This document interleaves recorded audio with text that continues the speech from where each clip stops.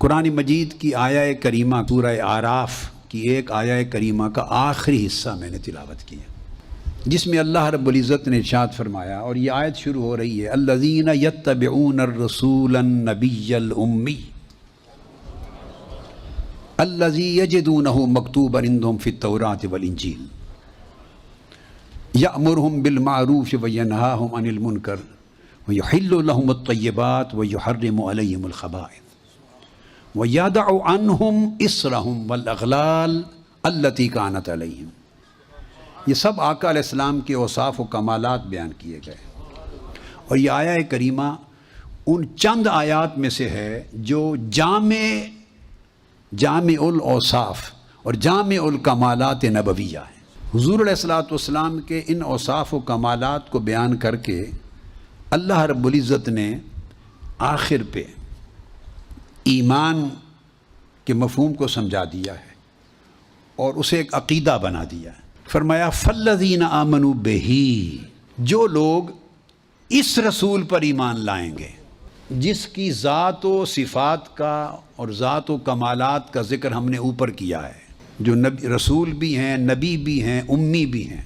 جب رسول بھی کہہ دیا اور نبی بھی کہہ دیا، پھر امی ساتھ کہنے کی ضرورت کیا ہے؟ یہ مقام مصطفیٰ سمجھانے کے لیے ہے، اس لیے کہ جب رسول ہوئے تو اللہ رب العزت کی تمام رسالات کے حامل ہو گئے انسانیت کی طرف۔ جب نبی کہا تو اللہ کی طرف سے عطا کردہ تمام علوم و اخبارات غیبیہ کے حامل ہو گئے۔ تو امی کی ضرورت کیوں پیش آئی؟ امی اس لیے کہا کہ لوگوں کو پتہ چلے کہ جتنے کمالات علم میں، اخلاق میں، فکر میں، فہم میں، معرفت میں، جتنے کمالات اس رسول اور اس نبی کی ذات میں دیکھتے ہو، ان میں کوئی ایک کمال بھی کسبی نہیں ہے، سب وہبی ہیں۔ یہ معنی ہے امی کا، یعنی وہ دنیا میں کسی سے نہیں پڑھے، نہ انہوں نے کسی استاد سے سیکھے، نہ کسی کتاب سے پڑھے، یہ سارے اصلاً ان کو باری تعالیٰ کی بارگاہ سے نصیب ہوئے۔ بعض لوگوں نے مقام مصطفیٰ کو نہ سمجھتے ہوئے لفظ امی کا ترجمہ کرتے ہوئے کسی نے ان پڑھ لکھ دیا، معاذ اللہ، کسی نے الٹریٹ لکھ دیا۔ ایسے لکھنے والے سے بڑا نہ کوئی ان پڑھ ہے کائنات میں، نہ کوئی الٹریٹ ہے۔ وہ ذات حضور علیہ السلام کو امی فرما رہی ہے آپ کے مرتبہ علم کو بتانے کے لیے کہ کسی سے نہیں پڑھا۔ وَعَلَّمَكَ مَا لَمْ تَكُنْ تَعْلَمُ، خود اللہ نے آپ کو علم دیا۔ وَكَانَ فَضْلُ اللَّهِ عَلَيْكَ عَظِيمًا، اور تم ان کو الٹریٹ کہہ رہے ہو اور ان پڑھ کہہ رہے ہو۔ یہ مقام علم کا اظہار ہو رہا ہے، الامی۔ اور یہ امی میں اصل کا معنی ہے۔ قرآن کو ام الکتاب کہتے ہیں، سورہ فاتحہ کو ام الکتاب کہتے ہیں کہ سارے قرآن کے علوم کو ایک صورت میں جمع کر دیا، اس لیے یہ پورے قرآن کی ام ہے۔ اس طرح اولین و آخرین ساری کائنات کے علم جس ذات میں جمع ہو جائیں وہ ذات امی کہلاتی ہے، اسی طرح جس طرح سورہ فاتحہ قرآن کی امی کتاب۔ اور مکہ کو ام القریٰ کہا، مکہ کو ام القریٰ کہا، یعنی کرۂ ارضی پر سب سے پہلے جس گھر کو، جس شہر کو اللہ نے بنایا، جس اصل سے کائنات کی ابتدا ہوئی، وہ ام القریٰ ہے۔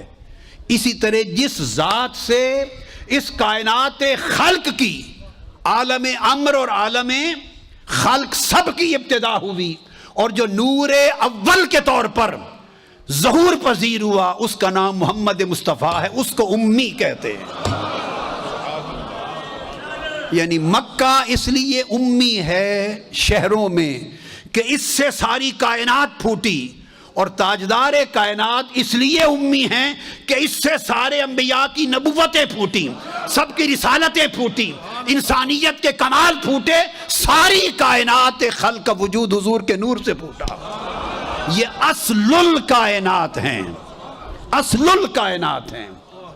اس لیے کہا اس کو عام رسولوں اور نبیوں کی طرح نہ سمجھنا، یہ النبی الامی ہے کہ اس کے چشمے سے سب کچھ پھوٹا ہے، یہ اصل نبوت ہے، یہ اصل رسالت ہے، یہ اول الانبیاء ہے، یہ اول الرسل ہے، سب اس میں سے نکلے۔ تو جس کو اول الانبیاء اور اول الرسل بنایا تو حقیقت یہ ہے کہ جو اپنی حقیقت میں اول ہو وہی آخر ہوا کرتا ہے۔ اب قرآن نے کیا کہا؟